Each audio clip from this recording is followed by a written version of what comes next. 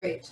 Absolutely. Well, welcome, Hilary. I did, and I did Who's here? We've got a whole bunch. We got lots of people. lots of Have people. pictures, some don't. And I can see actually, just so you know, I think a couple of my colleagues from Orlando may be signing in. I see that Scott Jackson, who's with the OnePulse Foundation, is signing in. We may have a couple others.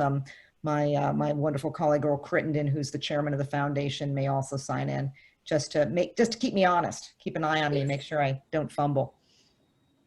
So I did send around a bio, but I'll just reiterate that Hilary Lewis is an expert on architecture and urban planning, who is currently the chief curator and creative director at the Glass House, which is glass, but that's not why it's glass, but it also has some steel. There's definitely some steel I-beams in there that very Miesian.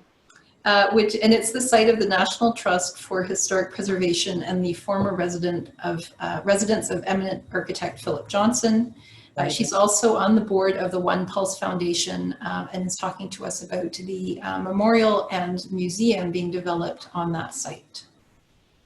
Absolutely, exactly right. So I kind of bridging the gap between those two. So I put the backdrop of OnePulse Foundation, since I'm more here on behalf of the foundation today than in my day job of being involved with the Glass House. I serve on the board of trustees for the OnePulse Foundation. So I've been closely connected since 2017, which is when the board was founded. So I'm part of the charter group that came on board.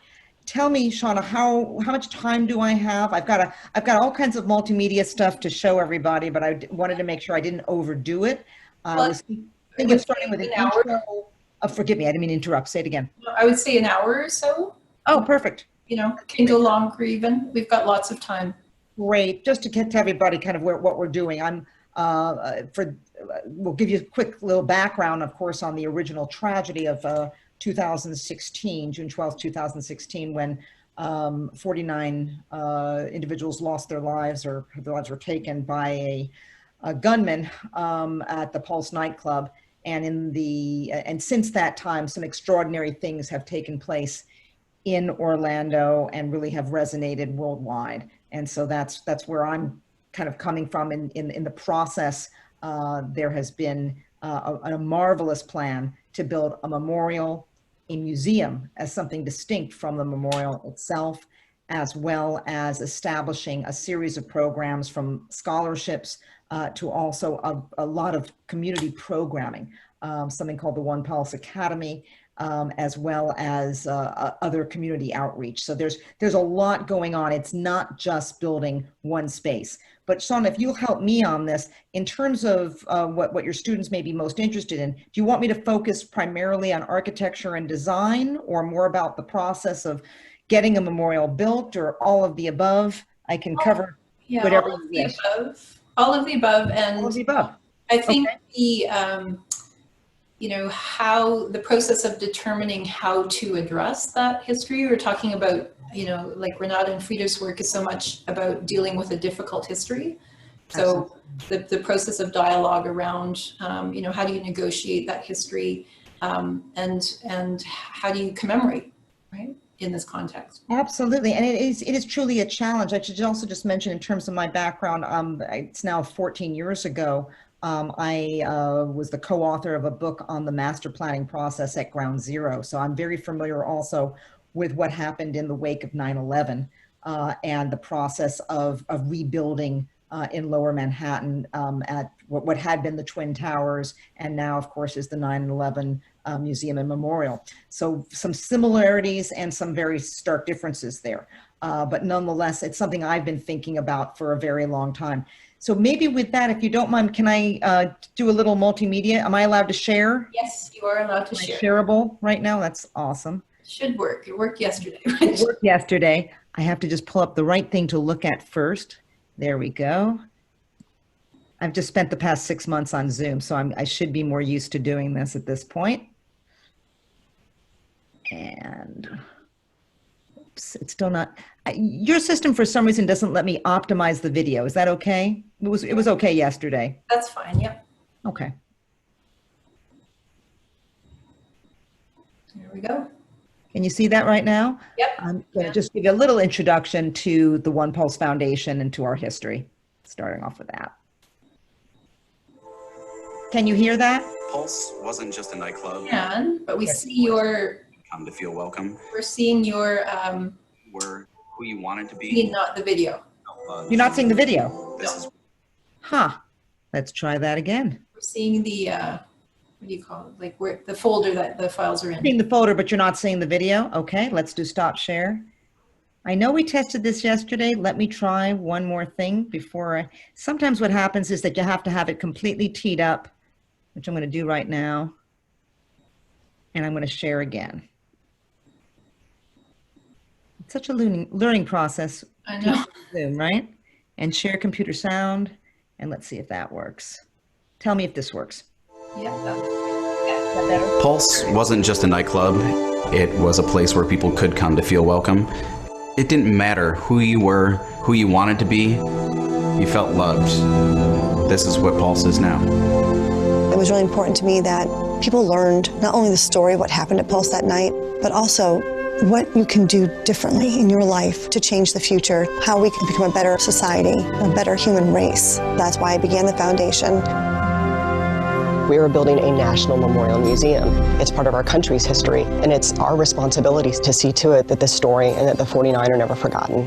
These museums and memorials aren't built for years. They're built for centuries. And what we're doing is more than just a memorial museum.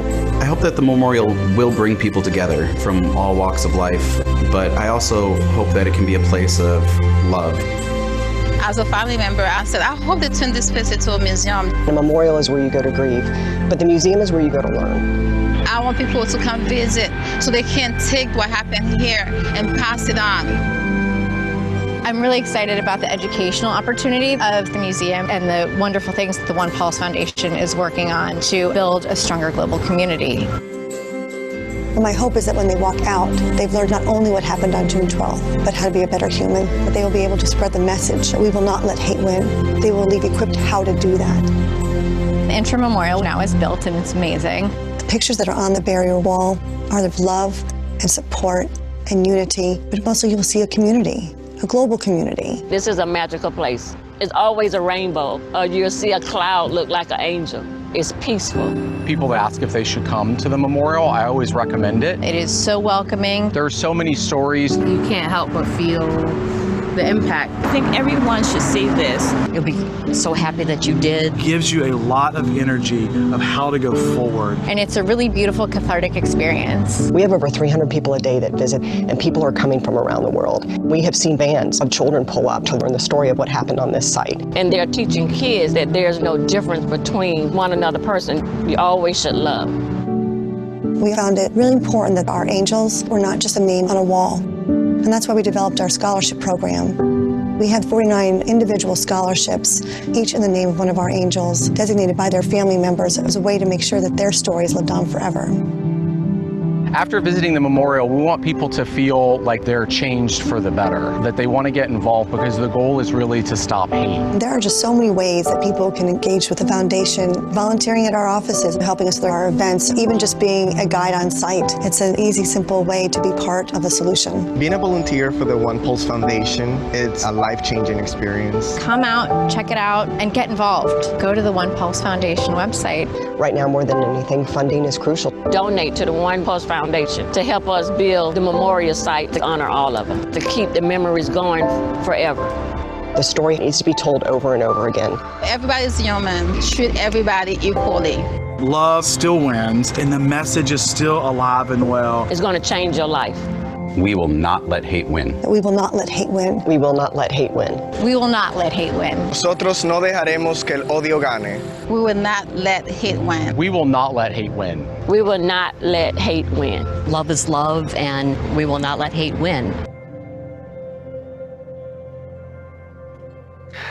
Pulse nightclub in Orlando was not just a place where people could be free to be themselves, but a place to find community and safety.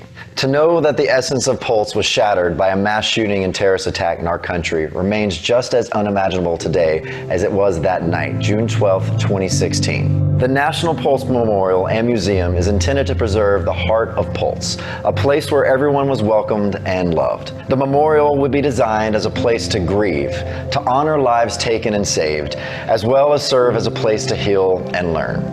The museum will serve as a community space to tell the history of safe spaces, the tragedy of June 12, 2016, and the response and support of the world. I hope you'll join me in supporting the OnePulse Foundation and help build the National Pulse Memorial and Museum so that we never forget what happened to those precious lives that were taken. We won't let hate win.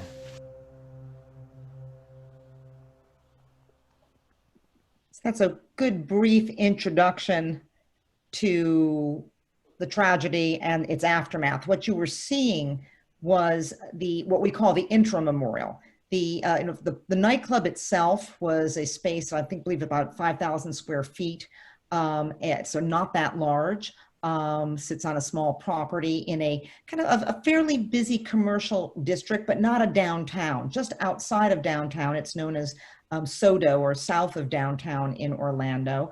And it is now becoming a more popular area for new housing and other developments. So what we're doing in this location is of great interest to many, many people, because it's not just an outlying area. It's kind of in the heart of something that is of great interest, and it may very well end up as the anchor of really growth in that area. We don't think of it necessarily as it's not driven by the fact that it could be a catalyst to development, but indeed it still has that ability to do so. It's not, even if it was in the middle of a desert, we'd still be doing what we're doing, but the fact that it has the ability to really draw people together and to help people come together as a community, it has a lot of value. And so the location does matter in that regard. I'm going to show you just a quick PowerPoint. I don't want to kind of make it too structured, because I really want to talk to all of you and hear what you have to say as well. But just to give you some sense of how things have been structured since the tragedy. Again, 2016, we're only talking 4.5 years, not even 4.5, a little over 4 years ago when the tragedy took place. And since that time, a lot has happened. So with that, I'm going to share a PowerPoint. I hate to even say PowerPoint, let's just say slides. How's that? It's a little less. And I've got to make sure that I click on share once I put the PowerPoint to the front. There we go.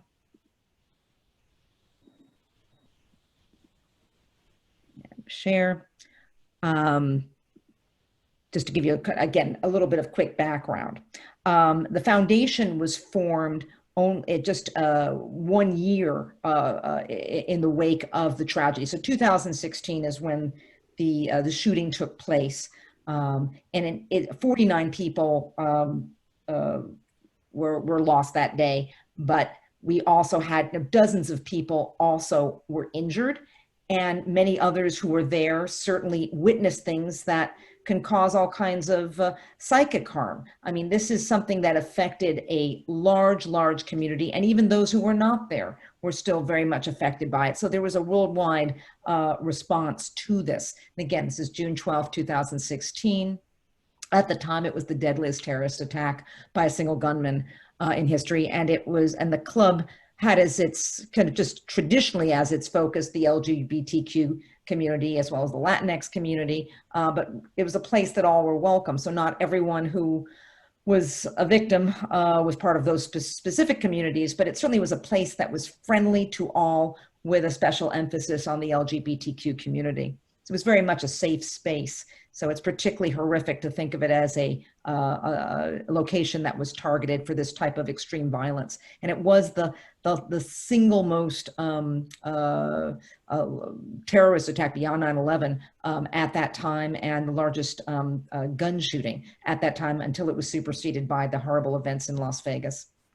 And there was a response worldwide. You can see from the Eiffel Tower lit up in a rainbow to the bridge over Sydney Harbor and the Sydney Opera House, that there really was a response that goes well beyond the locale of Orlando itself.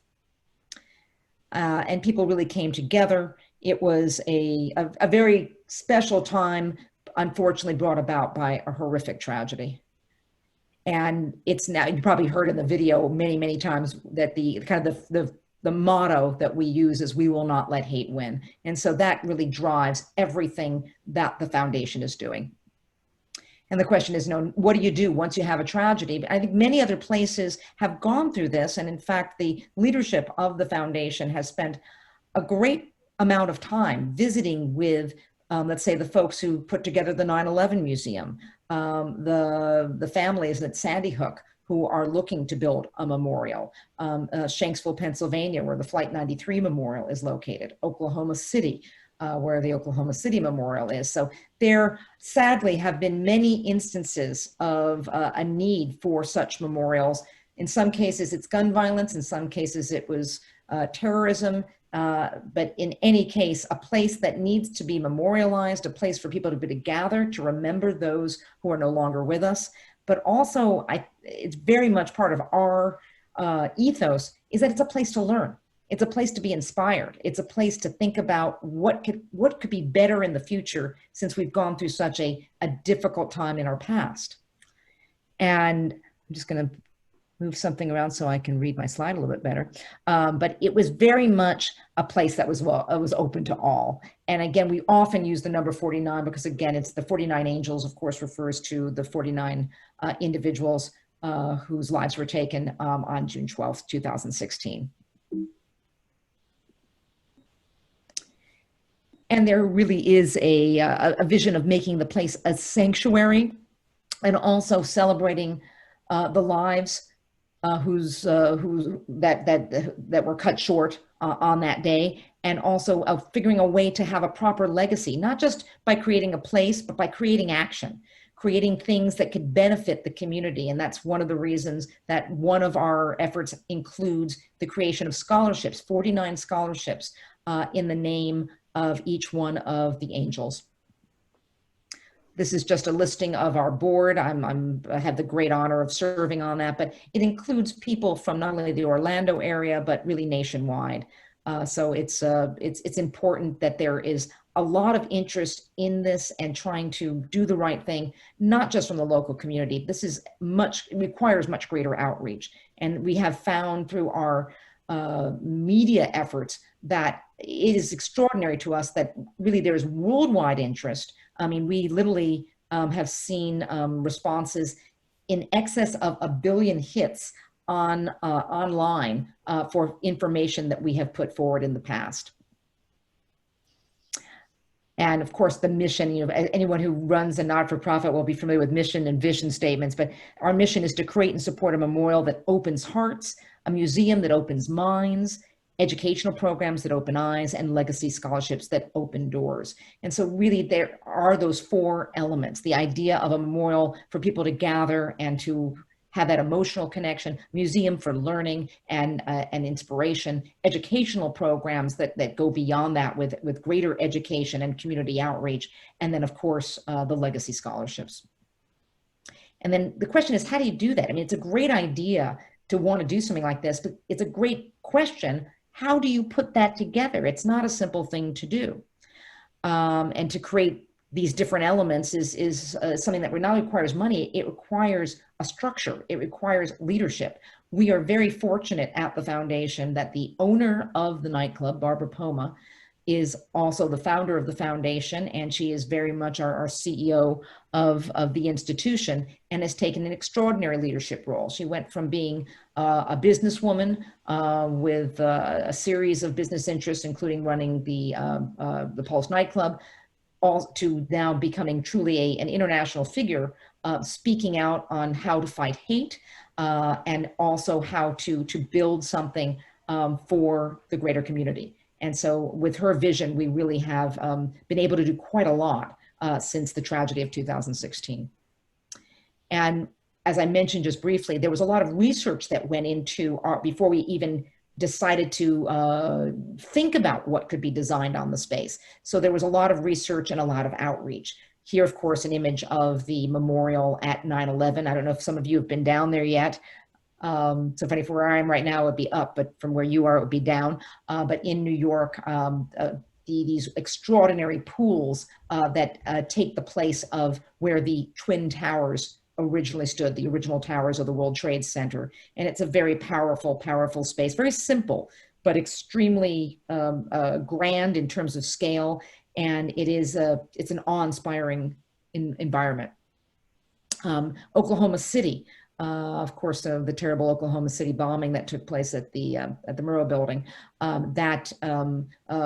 took a very different approach, essentially creating chairs that represent, again, the lives that were taken on that fateful day. Then, of course, the Flight 93 National Memorial in Shanksville, Pennsylvania, which has, again, a different approach that kind of creates a physical space that can make you maybe have some sense of what it was like to be on that plane and to land in the field. Again, part of the terrible legacy of 9/11. The Pentagon Memorial, again, from 9/11, again, using a different approach, a very sculptural approach, and a kind of an urban design environment, creating an outdoor space.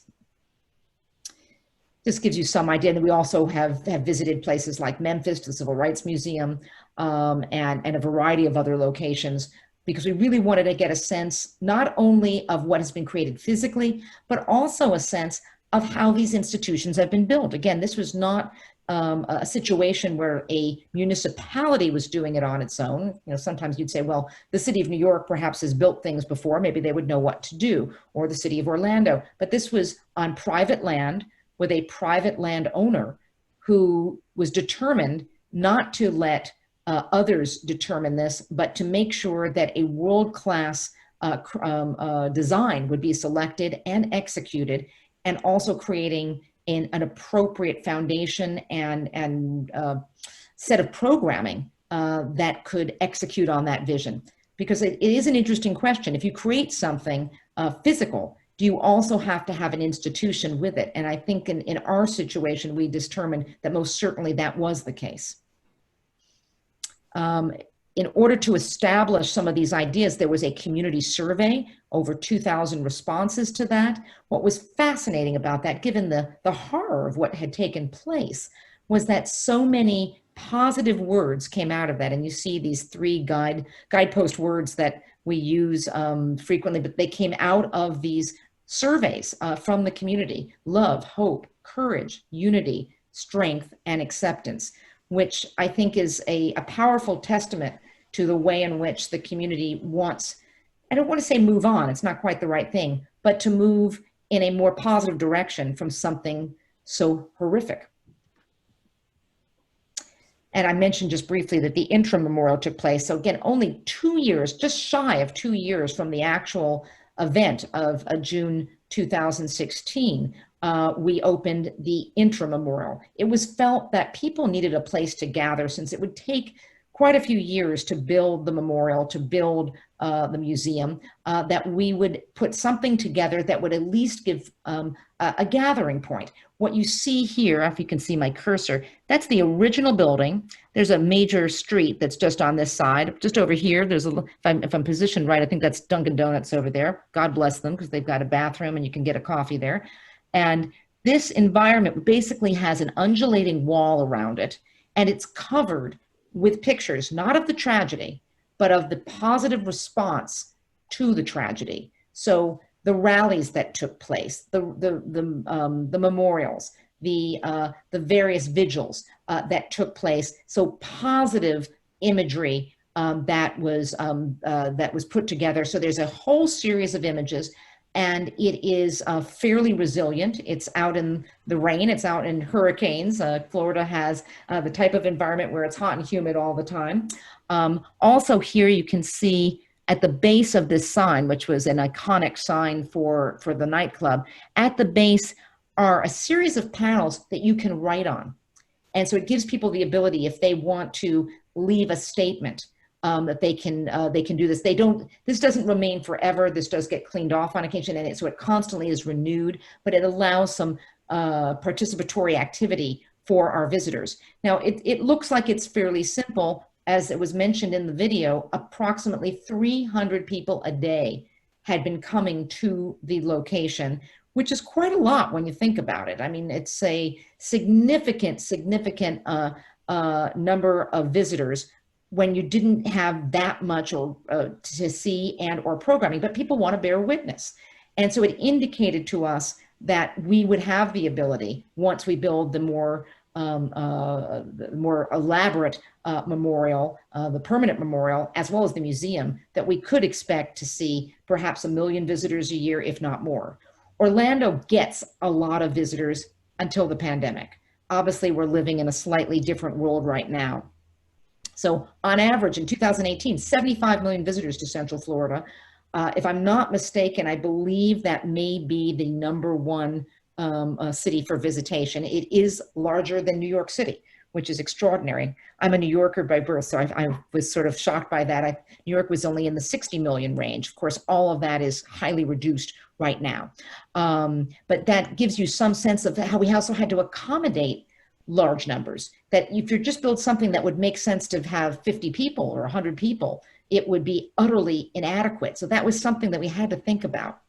Also, in terms of educational programs and scholarships, we did a series of town hall events. The OnePulse Academy has been developed, which is a way of creating essentially amity programs, being able to create programming for, let's say, various conventions or gatherings of people who want to learn about what is going on with the foundation. This is quite an active thing. And then, of course, the scholarship program. So there's a lot of outreach that goes well beyond the physicality. And just to look at some milestones, I have never in my life seen anything happen this quickly. Again, I was involved at 9/11. We took it was a lot of years from the time of the tragedy of 2001 to the time that the memorial was opened, about a decade and a half, a little bit more. Here, in a matter of years, we've done quite a lot. So there was the task force was assembled, which included the families of the victims, as well as other community members, interested parties. So we made sure that there was a lot of input from many important constituencies. The foundation was only formed in 2017, so that's just three plus years ago. A major public survey, which I mentioned before, was done with over 2,000 responses, a series of town hall forums. The memorial, the interim memorial, opened in 2018. So 2 years from the time of the tragedy, we had this new space. Because originally, I will tell you, when you have something that happens like this, the FBI comes in and there is essentially just a fence around the property, and it looked and felt like a crime scene. And now it's a much more open, pleasant place to be, and it makes more sense for people to come and bear witness. The very important funding came from Orange County, which is the county in which Orlando is located. The Tourism Development Tax, known as the TDT, was kind enough to grant us $10 million, which was an important anchor funding for what we need to do. We launched the design competition in the spring of 2019. Also launched just a month later the scholarship campaign to raise the money so we could support the scholarships. We do an important week of remembrance each June. That happened in 2019. Launched the Academy also in 2019. And then in the fall of 2019, we actually were able to select the final design concept. So we're going to talk a bit more about that. We ended up deciding that the only way to really come up with something extraordinary was to open up the possibility to the entire world in terms of the design competition. And we made this an open competition, announced it worldwide, and received, if I remember correctly, I believe it was about 70 completed competition entries. They were quite extensive. What was being requested was that you would come together, not just a little sketch on a napkin, but that you could produce a team that could do not only architecture, but urban design, landscape design, museum design, to team up with an artist and to look at all of these components together. And so this was not the type of competition that, let's say, a young student might have been able to compete with easily. This was more for an established set of designers who could assemble a very capable team. The winning team is led by a group out of I was going to say Paris, but that's not right, but out of France, at Lille, France, in association with another group, RDAI, who are based in Paris. And HHCP is the associated firm in Orlando. And this is the winning team. I have a little video from them. I'm more than happy to show you that. But just to give you a little sense that it was the idea that the memorial obviously is very much at the heart. And we also felt that it was important to preserve the main building, not that it would be something ghoulish that could be entered. I've been inside it, and it's a powerful experience because you do realize what took place there. You see bullet holes. It's a difficult environment to be in, but to at least preserve it as, in a way, what it was, that it was a gathering place, a safe space, a place that people wanted to be, and to protect that by encasing it, but also making it the heart of the memorial itself, and then building upon that. This team decided that their idea was that there'd be a cut through the building, and this is what you see here. It's faced with granite. This is some preliminary ideas. I'll defer to my design and construction members, committee members, in terms of knowing exactly what the latest details on this, but this is the earliest designs for the space. So you can see that original building, the idea that you could cut through it and have light be able to permeate. What you're seeing with this color around it is a water feature that is designed with 49 distinct colors to represent the 49 angels who were taken in 2016. So that is the basic heart of the concept. In Orlando, as in most of Florida, you definitely need some shade. So there is an area here. Again, I don't know if you can see there we go, my cursor, to have an area where you could be a bit more protected. It gets very hot and humid in Florida. Florida is not a place where you can have, let's say, loosely hanging things. We get high winds and sadly also hurricanes. But you get some sense of what the space would be like, and just the finishes with the names of the 49 along the rim of that water feature. Additionally, there is a major component, which is the museum.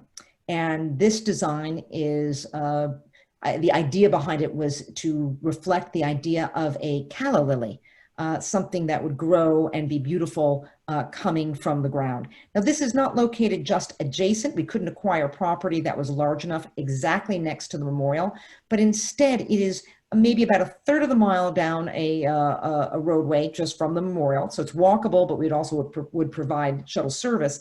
But what's important about this is that it's located right next to a major highway, which means it will become a landmark for the city of Orlando and be seen from far away. This, for the most part, is an area that has low-rise structures. It actually was like basically a warehouse district.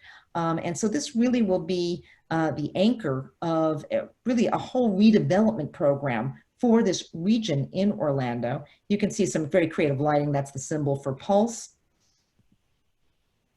Get a sense of the interior. You can imagine how kind of light-filled, air-filled this would be. This kind of frame that's around the building, I believe much of this is open, so that you'll have actually some fresh air that will be coming into the space as well. This gives you a sense, excuse me, of the connectivity. Again, this is the main memorial, which was a smaller building, but this is the memorial district as configured. This is that road that I was suggesting. And of course, this will all be planted. There's a significant landscape architecture component to all of this, as well as, of course, the significant vertical structure that will contain the museum spaces. By the standards of many museums, it's not that big. If I remember correctly, I think we're looking at about 35,000 square feet, but it has a large kind of open air atrium, which again will allow us to have places to gather. I think much of what is desired is that people can gather together. That's what Pulse was about. It was a club that people wanted to be in and together with others. And so the goal is to create spaces that people can assemble in and from which they can learn. give you some sense again of the timeline, which I discussed before. Again, this was done fairly quickly. The design competitions was, and the RFQ, request for qualifications, was done in March. Qualifications were due just a month later. We announced 6 finalists, which included not only the Coldafy team, but Diller Scofidio, Daniel Libeskind, Mass Design. It was a highly respectable series of contenders, all of whom supplied us with extraordinary designs. By September, we had already reviewed the designs. By October, we presented all 6 of the final designs to the public. I served on the jury, and I'm somewhat beholden not to discuss the jury's discussions, but I will say that the public got to see these things, and we received thousands of comments, both through our website as well as in person. These were models were on display at a major cultural center in Orlando. And therefore we got a lot of input, because the desire from day one has been that this is something that we wanted to have connected to the community, and to find out what people really wanted and make sure that we were on the right track. So it's always that challenge. And of course, the jury deliberation took place just last fall. I'm awfully glad we did it then, and before the craziness of the current conditions that we're all in. It would have been very hard to gather under today's conditions. We would have done it, but it would have been done in just a different way. The jury included not only people from our foundation, but also the mayor of Orlando, the mayor of Orange County, also served on the jury, as well as a series of other significant figures. For example, the current dean at the School of Design at Graduate School of Design at Harvard was on the jury. So we had a lot of very, very good input from very knowledgeable people. We announced to the public in the end of October, and then we started work on the project, which started just this year. What a year to start doing major work. My goodness. Well, it is, I can't say for sure that we can stick to the construction schedule as listed. Again, I'll defer to some other of my team on whether or not we're really looking at June 2022. My guess is we're going to have to push that forward a bit. But this is a very aggressive timeline. It is much more typical. I'm sure if you've been looking at the history of memorials, it usually takes decades before memorials are built. I mean, the memorial for the Vietnam War Memorial in DC was built in the 70s. I mean, my goodness. I mean, the design was done in the 70s. It took into the 80s. It's an extraordinary thing when you think about how quickly this has come together. And just to give you, this is obviously been prepared a little bit for fundraising, so forgive me as opposed to for an academic audience, but we reached out to get funding from corporations, from the private sector, as well as some funding from the public sector, individual donations, et cetera. There's local funding as well as national funding. So we do feel that there are a lot of stakeholders and a lot of support coming from many quarters, which is really important. We also particularly are very close with some of the local institutions. UCF is the University of Central Florida. The Orange County Regional History Center was where we hosted the presentation of the 6 final designs. Orange County itself, City of Orlando, Orlando Health, major hospital in Orlando, where many of the victims and others who were injured were treated. And then the Disney Institute, which is a branch of the Walt Disney Company. It's not cheap to do what we're doing. So we have a capital campaign of $70 million. I can't tell you precisely where we are right now, but we have acquired our land. We have done a good chunk of funding the scholarships, and we are working towards our goal. But it is something to think about, is that if you are thinking about this type of project, it's not just the aesthetics. You have to think about how much money you have, how much money you can raise, and that determines what you can actually, be able to do. I mean, there are certainly communities where the best thing they could possibly do would be a simpler type of project. But it was felt that this is something that was possible, and it is definitely being pursued.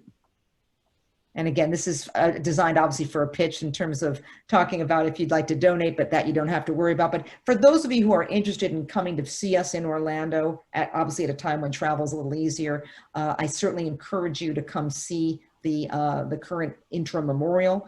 There's ways to volunteer, get involved, and I certainly recommend looking at our website, which has a lot of information. And Shauna, if I used up too much time, can I show another short video? Yes, yes, go ahead. Oh, wonderful. So I'm just going to escape from that. And let's see, I'm going to stop sharing for a second because I think that's the only way I can do to show another video. I'm going to pull it up. I want to show you again the one of the submissions from the Codifi team, which I think will give you a better sense, better than I was able to do with just those simple slides, of again what's being envisioned, because it's not just, again, two buildings. It's also the interconnectivity of the landscaping that will connect the museum and the memorial. But additionally, and I had left this out, so forgive me, there's another component known as the Survivor's Walk, and that's going to be detailed when you look at the video, which connects the memorial to the north, which is exactly where Orlando Health's Trauma Center is, again, where many of the victims that night were treated. And therefore, there's an extraordinary relationship between that space and with the memorial. And so a linear park, which will be known as, again, the Survivor's Walk, and will be appropriately architecturally outfitted as well as landscaped, so that that will be an important element of urban design that will connect all these elements. So with that, I'm going to pull up the Codifi video. I think I'm okay, and I'm going to share. See, if I was 20 years old, I would do this really quickly, Shauna. The fact that I'm as old as I am means I'm a little slow on it. No, it's all a learning process. It is a learning process. Here we go. Let me know if you can, there is sound, so let me know if you can hear it. You hear the audio? Yeah.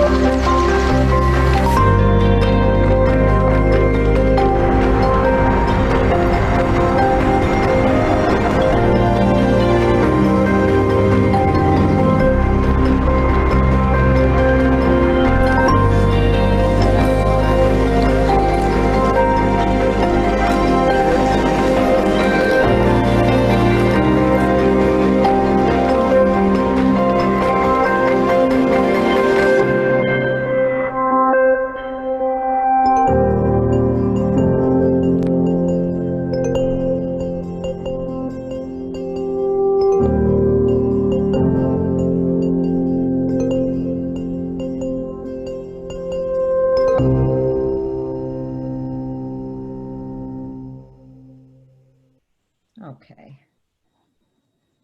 So that, I think, is probably enough for me to show, unless you'd like, Shauna, for me to show some of the alternative designs. I didn't think there would be quite enough time to show all 6 of those, so I wasn't sure what you would prefer, or whether we should maybe open it up to some discussion to talk about what it means to produce such things. Is there one that stood out in terms of the competition to you? I hate to say there's just one, because I think all 6 stood out, but I'll be more than happy to just magically choose one. How's that? Well, why don't we do that? Sure. Let me pull up. Just show a different approach to the same. Absolutely. I'm going to just shift us over in 1 second. Let's see. I'm going to steal your screen again. I mean, certainly there were multiple approaches. These were the final 6. And again, we received about 70 proposals, extensive proposals. But here you can see, I mean, and they came from, again, all over the world. Codifi, the team was led by French design teams, but nonetheless, it was still an international group. Diller, Scofidio, and Renfro out of New York, but Rene Gonzalez Architects and Raymond Jungles out of Miami. Hennigan Pang Architects out of Dublin.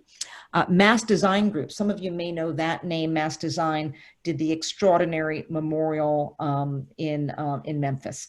That is referred to frequently as the lynching memorial, when in fact it has a much more elegant name, which of equality and justice. And MVRDV, extraordinarily innovative avant-garde architects out of Rotterdam, and Studio Libeskind out of New York. Certainly well known. Daniel Libeskind, of course, did the master plan for the 9/11 ground zero location. So maybe, let's see. I think they're all good. They're all good. How about, well, we'll do 1 or 2. We'll do mass. Yeah.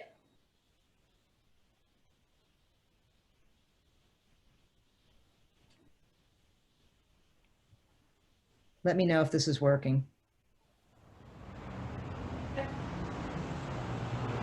For the victims of the Pulse tragedy, to honor their lives, preserve their memory, and help us all heal. One pulse, one poem.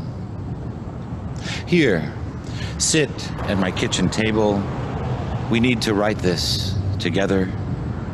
Have a sip of café con leche, breathe in the steam, and our courage to face this page bare as our pain.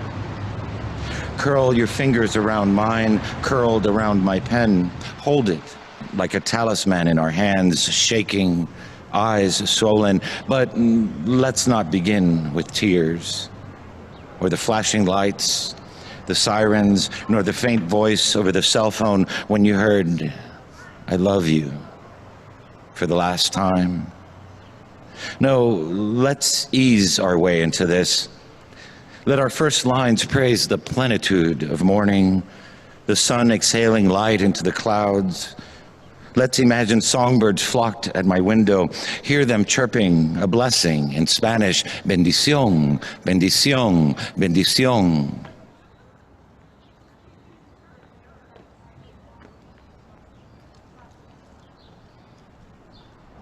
Set the page ablaze with the anger and the hollow ache of our bones.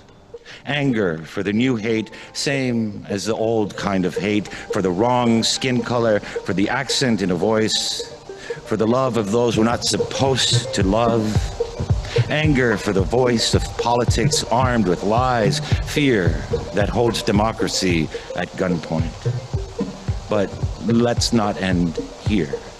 That's a very powerful Turn the poem. Find details for the love of the lives lost, still alive in photos. Spread them on the table.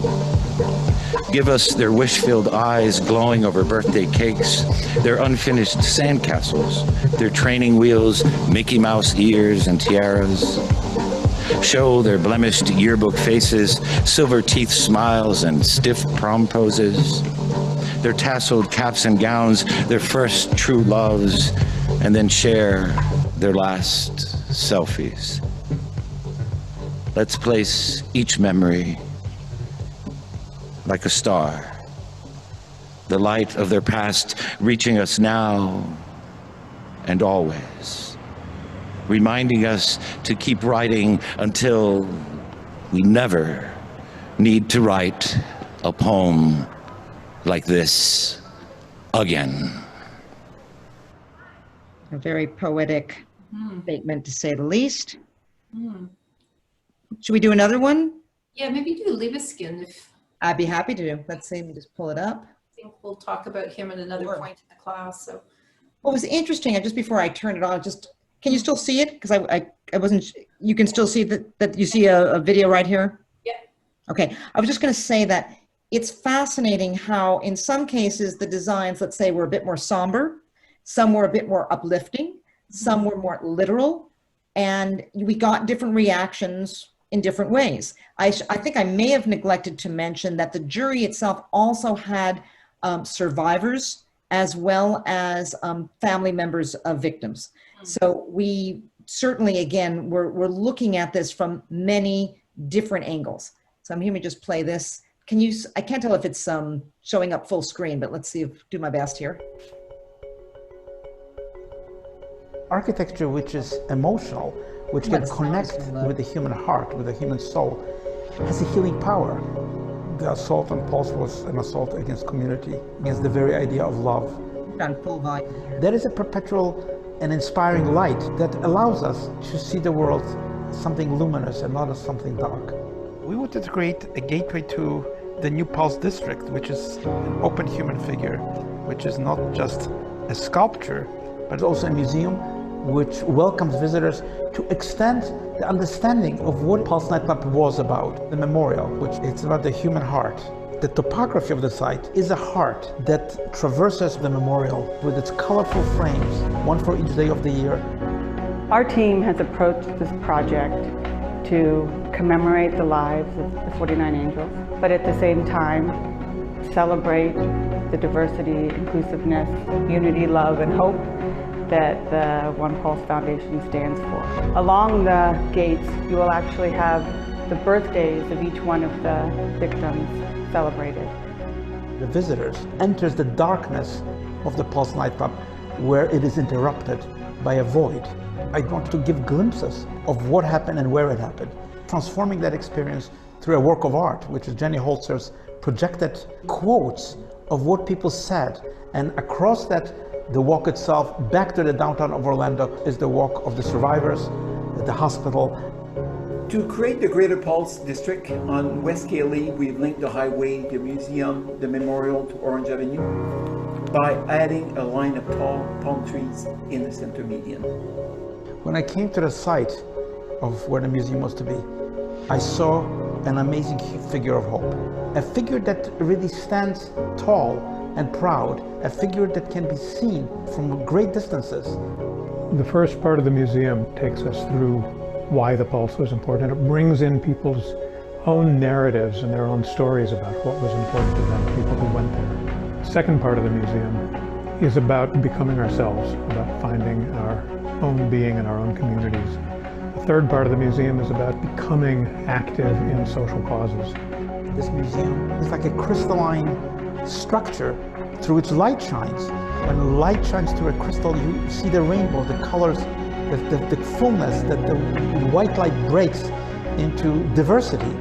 Perpetual light means an undying light, a light that continues to inspire us. That's why the project is colorful, bold, unprecedented, a light that does not fade out in time.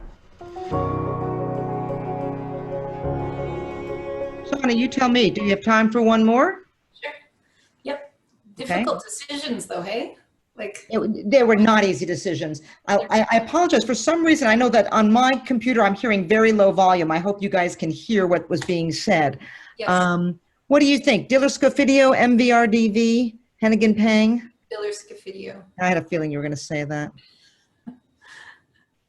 Why not? Why not? They're all different approaches, which is really extraordinary. No one duplicated. So that's really fantastic. Make sure you can see that full screen.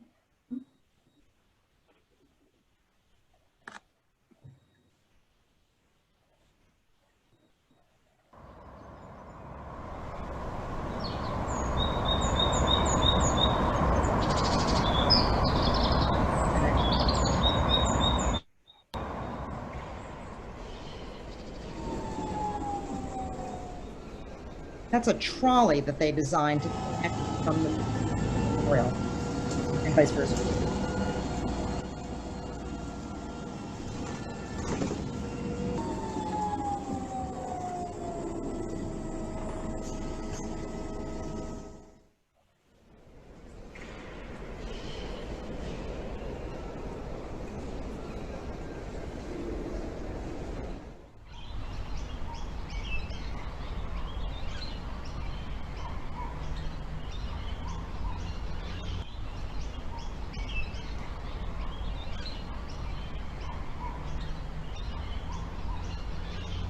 Each one of those poles is to represent one of the 49. And they're in color.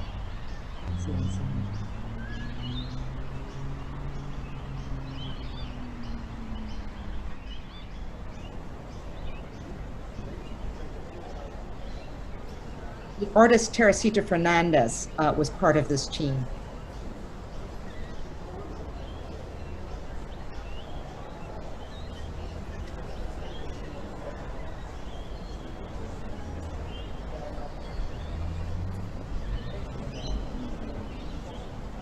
To allow light into the space. Part of our mandate is also to make sure there are spaces where you can learn about each one of the 49.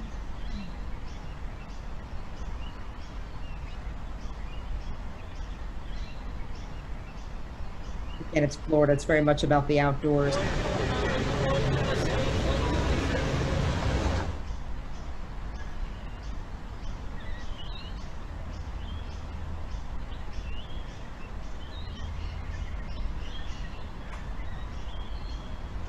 They had also proposed that instead of a museum, that to actually have an archive of all the documentation relating to the event, which is currently stored at the Historical Center, but this was something that they thought maybe could be part of the complex itself. A very different approach.